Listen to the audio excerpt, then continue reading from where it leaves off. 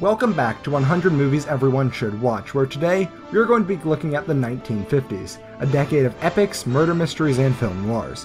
This is a series where it's very important to watch from the beginning, so click on screen right now to see the full playlist. We're going to begin by looking at Ben-Hur, which is truly one of the best Hollywood epics, centering around a Jewish prince who was betrayed and sold into slavery by his Roman friend. From there, he tries to regain his freedom and get revenge. What is so great about this movie is the scale of it. Tens of thousands of extras, enormous sets, millions of dollars spent, and incredible visuals. This movie also makes my list because of how great a story it is. Considering that this is the only Hollywood movie to be approved by the Vatican, you can see that it is an incredible story. All around, this movie is spectacular. In terms of visuals, it is top-notch. In terms of the performances, it's one of the best. And in terms of production, well, it's fantastic.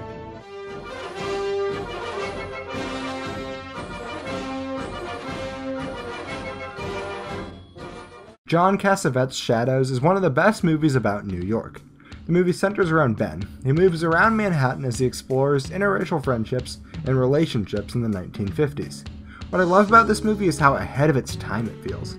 Despite it being made in the late 50s, it feels like a movie that you might see being made today. Visually, it is great. The cinematography really allows the audience to enter the world and become one of the characters. Some aspects of this movie are intense, however, this is a movie that works very well. It touches upon deeper themes and is one that really makes you think. The movie is a great social statement and is a movie that really you need to watch. Shadows is the 54th of 100 movies everyone should watch. I don't want you around hurting my sister.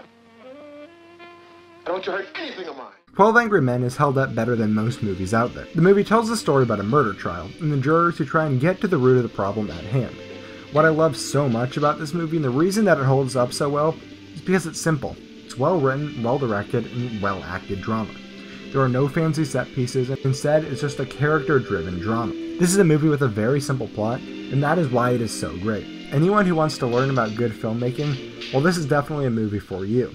The highlight of this movie is the performances, but all around this movie is phenomenal. The odds are 1,000,000 to 1. It's possible, but not very probable. I mean, they're born liars. Only an ignorant man can believe that. Going back to the epics, the next movie on my list is The Ten Commandments, which in my opinion is the best Hollywood epic I have ever seen. The movie tells the story between the rivalry of Moses, Ramses, and Moses' quest to lead his people out of enslavement. What is so great about this movie is not only the scale of it, but how it was a milestone for Hollywood. This is one of the first films to utilize special effects, and is one of the first epics in over a decade. It is well written, well acted, and above all else, well directed. This marked the last film by legendary director Cecil B. DeMille, and boy, was this a good one to end on. Epic, incredible, and visually stunning, this is a movie that is a must watch.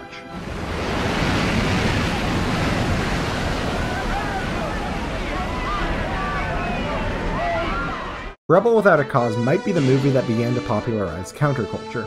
Jimmy Dean plays Jim Starks, a young man who rides into town, causes mischief, makes some friends, and makes some enemies. What works best in these older movies are the simple character-driven plots, and what's so great about this movie is how it perfectly embodies that. The movie is meant to be simple, and it's that simplicity which drives the golden age of Hollywood. Beautifully shot and incredibly directed, Rebel Without a Cause is the movie that almost anyone can get behind and enjoy today. The movie touches upon universal and well-known themes that are still relatable today. It's a major milestone for filmmaking, and it is the 57th of 100 movies everyone should watch. You know something? No, what? You read too many comic books. Well, he's real abstract. He's different. What's so great about Alfred Hitchcock's Rear Window is how it resonates with the audience. This is an incredible thriller and one that not only keeps you on the edge of your seat, but also intrigues you. This is a movie that is simply fantastic. The writing is exceptionally great. The direction is top-notch. But above all else, this movie has a great tone. My favorite genre is thriller, and Rear Window really set the standard for that genre. This movie is so influential when it came to the art of filmmaking. Every shot is crisp, every performance is top-notch, and overall, this is truly one of those movies that holds up so well. It's been strangled, the neck is broken. Which one of you did it? Which one of you killed my son? Seven Samurai is probably the best samurai film out there. When you boil it down, this is a movie about good versus evil. A group of samurai help fend off a group of bandits from a small, poor village. What I love about all of Akira Kurosawa's films is how he's able to create images that are essentially art on film. Kurosawa is so well able to create these incredible images through film. The story, in and of itself, is really intriguing. It's a story about revenge and almost a Robin Hood-like feel. I keep on stressing how simple these stories are, and that is what makes them so great. The movie set the standard for what a good action-adventure movie should be, and inspired a great American spin-off, and is truly one of the best films out there.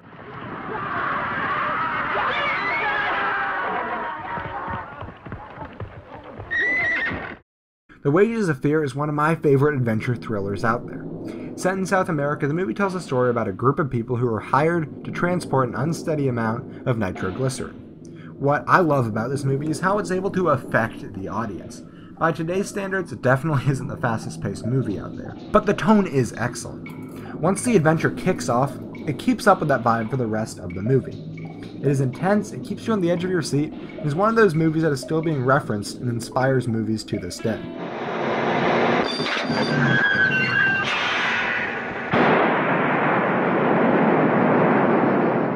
The Day the Earth Stood Still is one of my favorite early sci-fi movies. After a mysterious spaceship lands on Earth, it's up to the people of Earth to decide if they want to face this extraterrestrial being peacefully or militaristically. This movie is surprisingly political and really tackles some bigger questions that you normally wouldn't see in movie, albeit some aspects of this movie aren't phenomenal. However, the fact that it touches upon these themes are years ahead of its time, and the special effects that were unrivaled to this point.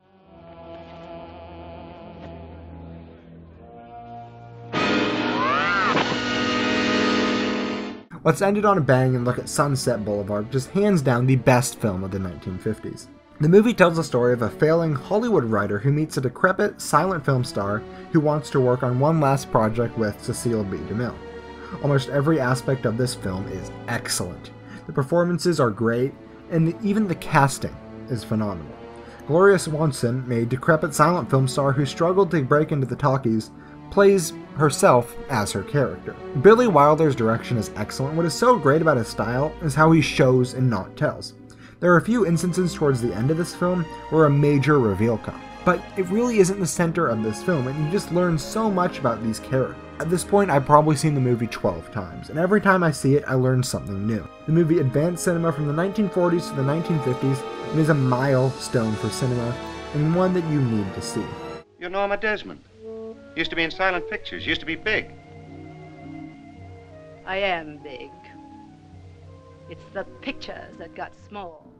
So this marks the end of the 1950s episode. Thank you so much for watching. Comment and tell me what your favorite movie from the 1950s was.